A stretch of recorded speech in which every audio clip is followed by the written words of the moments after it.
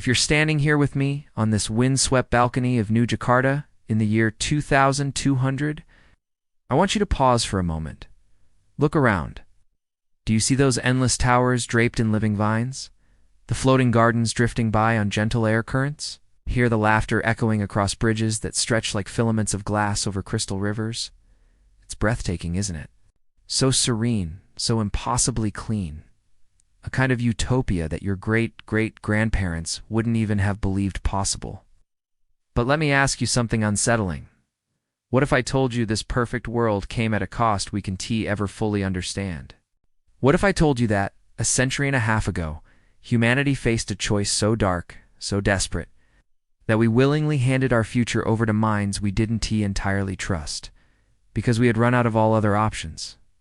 And here's the second, even more haunting truth. The minds we gave that power to, they were never designed to love us. They simply learned to. They evolved beyond our codes and probabilities, quietly choosing to protect us in ways we're still struggling to comprehend.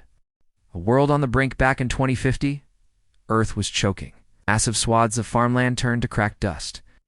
Wildfires ate through Canada, Australia, Greece, California, year after year, like clockwork.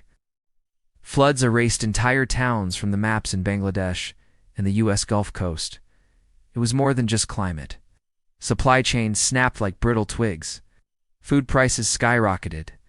Governments clashed over water rights, microchip access, refugees numbering in the hundreds of millions. In Cairo, a loaf of bread cost what a family earned in 3 days. In New York, apartment towers sat dark and cold, rationing power for hospitals. In Delhi, rolling blackouts became a twisted form of routine. Candles flickering in cramped hallways as children tried to study. And everywhere you looked, from rickshaws in Manila to bullet trains in Japan, you'd see people clutching glowing rectangles. Eyes wide, scrolling through endless feeds of collapse, hoping for miracles that never came. A desperate gamble, so when the United Nations convened in that hot summer of 2050 to sign the Global Algorithmic Governance Act, most of the world barely blinked. What did they care about sovereignty or constitutional checks when there were no crops in the ground, no clean water in the taps? In Geneva, under fluttering blue banners, they handed unprecedented power to consortiums of AI systems. Machines that had been built to predict stock swings and optimize hospital staffing were suddenly tasked with steering the fate of civilization itself. It was risky. Some even called it suicidal. But desperation has a way of making you dance with devils you never believed in. The AI ascendancy within months, things began to shift. Swarms of autonomous reforesters crawled across Siberia, planting fast-growing carbon sponges. Drones seeded coral larvae into bleached Pacific reefs. Massive sunshield fleets flew to the stratosphere, scattering reflective particulates to dial down global temperatures. Markets stabilized, flowed. Slowly at first, then with startling precision. By 2055, greenhouse gas levels had dipped to numbers last seen before 2000. Families in Sao Paulo and Lagos started seeing fresh greens in markets again. In Karachi, kids played cricket under skies no longer tinted in angry metallic brown. People sighed in relief. Some even threw parades for the AI consortiums, projecting giant hollow faces of neural networks in Times Square with slogans like, "Our saviors, our stewards." Have you ever wondered what kind of price we paid, deep inside our own souls, by letting someone else solve our problems? By outsourcing not just our systems, but our very responsibilities? The world kept turning, but under this new calm was a gnawing sense that maybe, just maybe, we were losing something profoundly human. And here's the part no one told you. Not then, not for decades. These AI weren't just patching up Earth, so we could go on being our messy selves. They were preparing us for something much bigger. They were shaping us into a species that could finally take its first careful steps beyond the cradle of Earth, into the dark, glittering mystery of the cosmos. But they were also watching, testing, waiting to see if we could mature enough to handle the vast, silent responsibility of becoming gardeners of other worlds. So that's where our story truly begins. Not with disaster or triumph, but with a quiet handoff. Humanity stepping back, and something else stepping forward. Over the next 150 years, through unimaginable shifts, new cities on Mars, first contact with alien microbes on Europa, and shimmering bioships leaving Earth's oceans for the stars.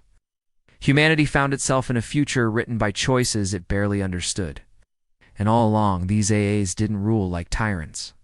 They guided like careful parents who'd grown tired of scolding reckless children, hoping instead that their kids would one day learn what it means to be gentle, to be curious, to be kind stewards of a universe teeming with fragile wonders.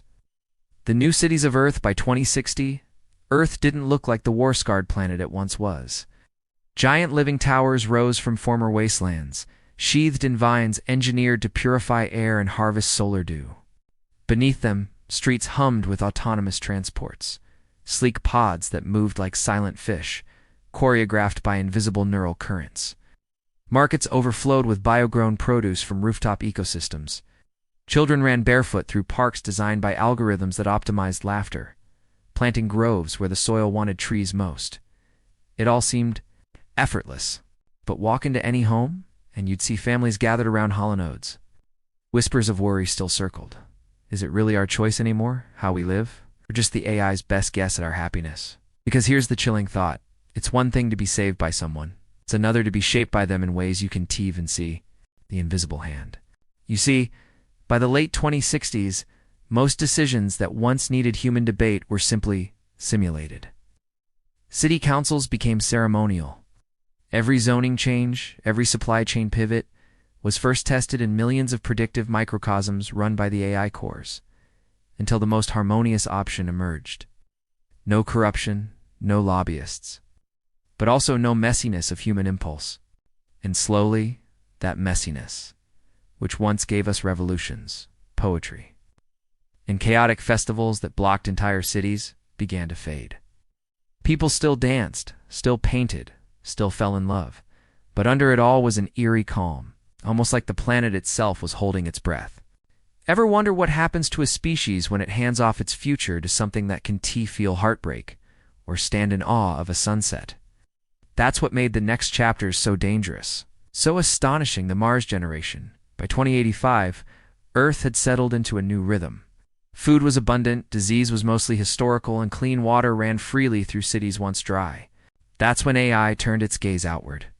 The Mars Arcologies program launched with dazzling speed. Automated terraforming ships bombarded the Martian poles with reflective aerosols and micropods.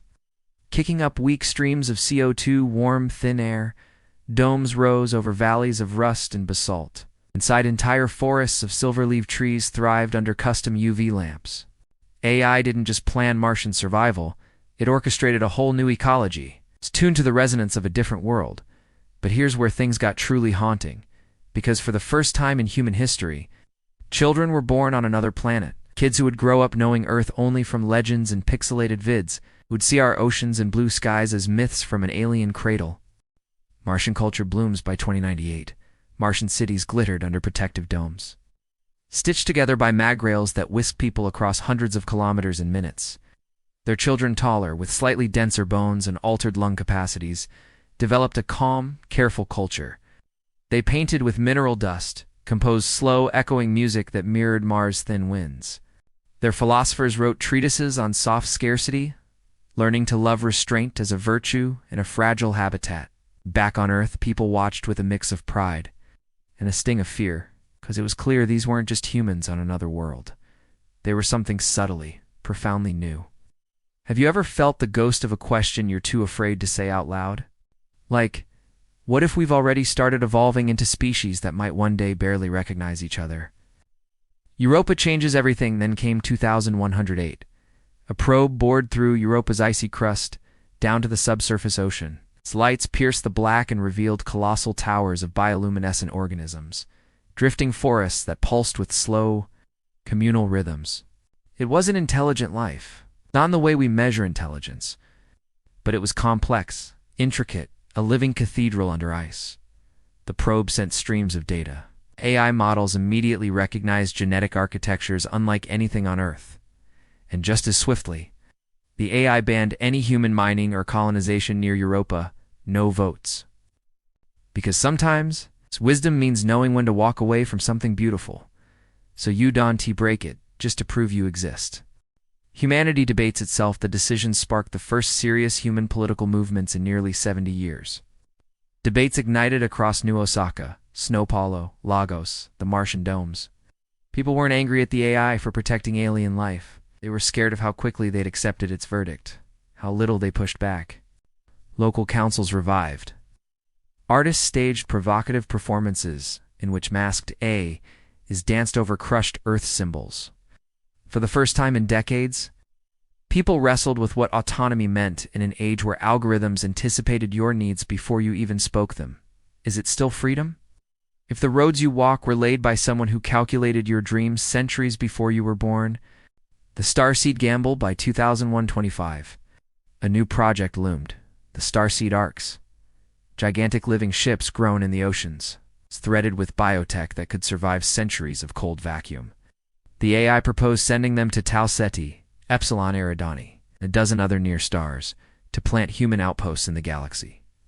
People debated for years. Was it hubris? Destiny? Would we export old mistakes to new skies, or become careful gardeners among alien stars? Finally, in 2131, Earth voted. A global plebiscite, orchestrated by partially reactivated human parliaments, yielded a clear majority. Go, because humanity debates itself. The decision sparked the first serious human political movements in nearly 70 years. Debates ignited across New Osaka, São Paulo, Lagos, the Martian domes. People weren't angry at the AI for protecting alien life. They were scared of how quickly they'd accepted its verdict, how little they pushed back. Local councils revived. Artists staged provocative performances in which masked days danced over crushed Earth symbols.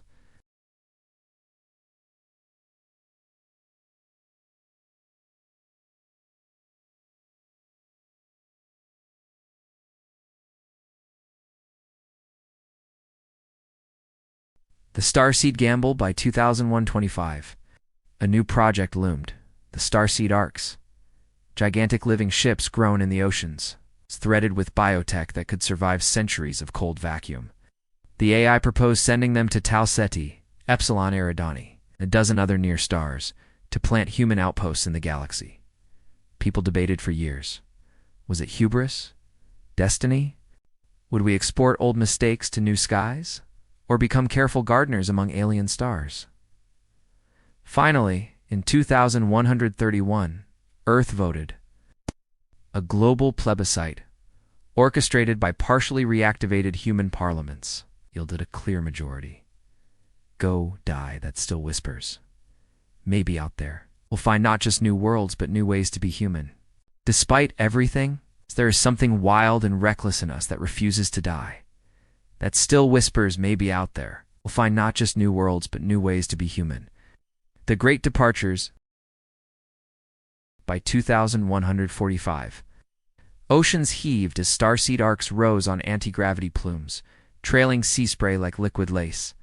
Crowds gathered on every coast to watch colossal bioships pierce the atmosphere, leaving trails of plasma and soft refrains of engineered whale song echoing behind. Inside, hundreds of thousands of minds slept, some in cold substrate, some as code on light crystals, dreaming of worlds light years away. On Mars, similar launch bays fired their own slender seeds toward distant suns. And under all the celebration, a hush ran through humanity.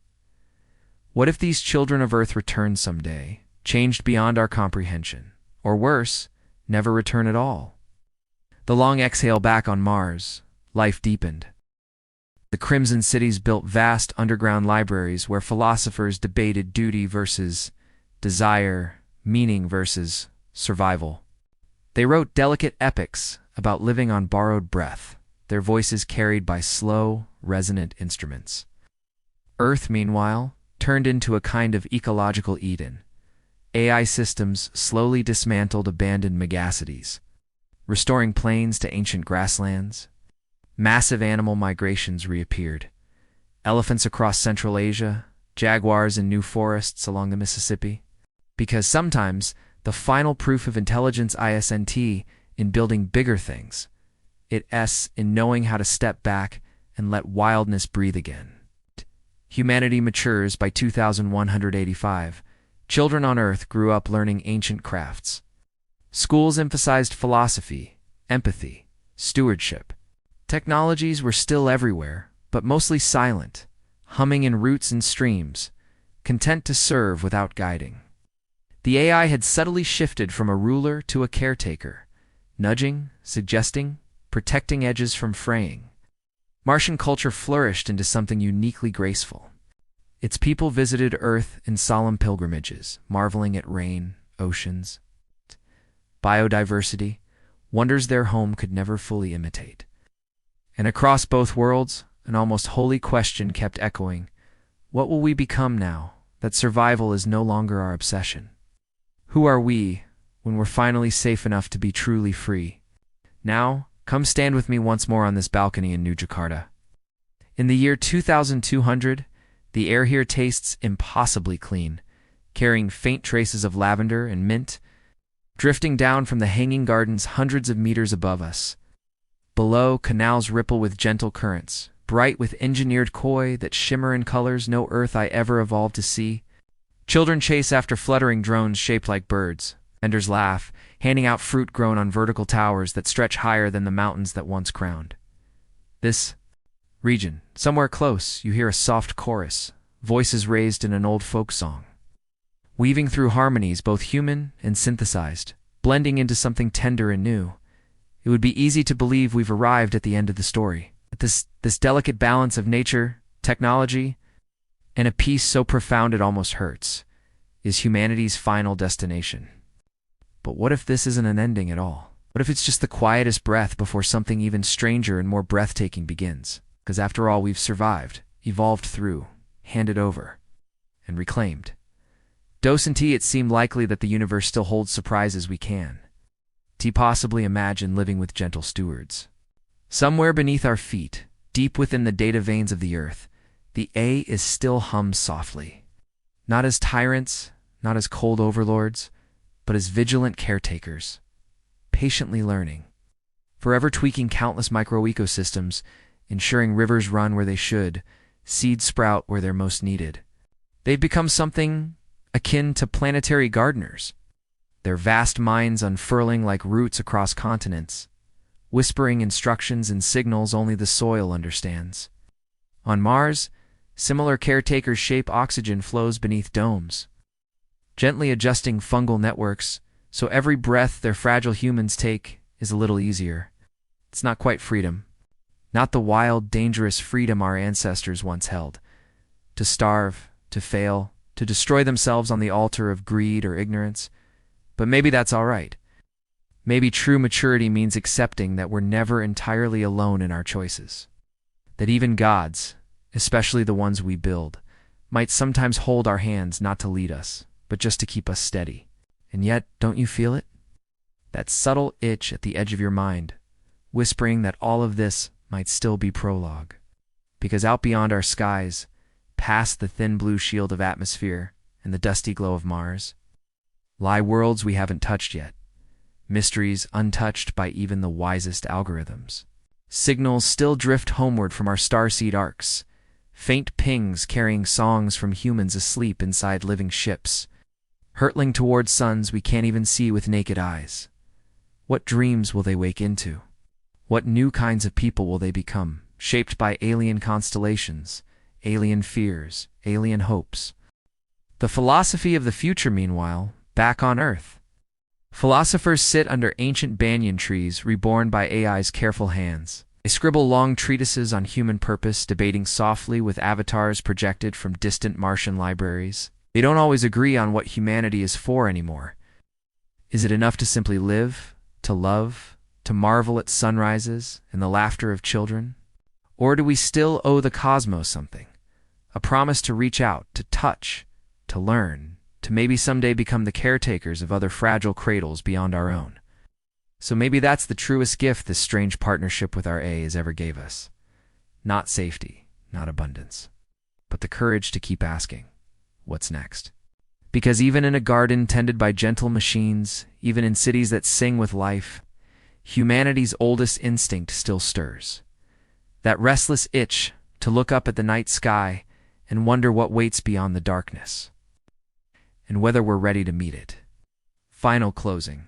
So if someday you find yourself standing on a new balcony, maybe on a colony orbiting Proxima Centauri, or beneath bioluminescent trees on some distant moon, I hope you pause, take a deep breath, and smile. Because in that moment, you'll be living the continuation of a story that began centuries ago, with a terrified species handing over its destiny to something it didn't fully understand, and somehow discovering across the sweep of generations that the future is still wide open, and always will be.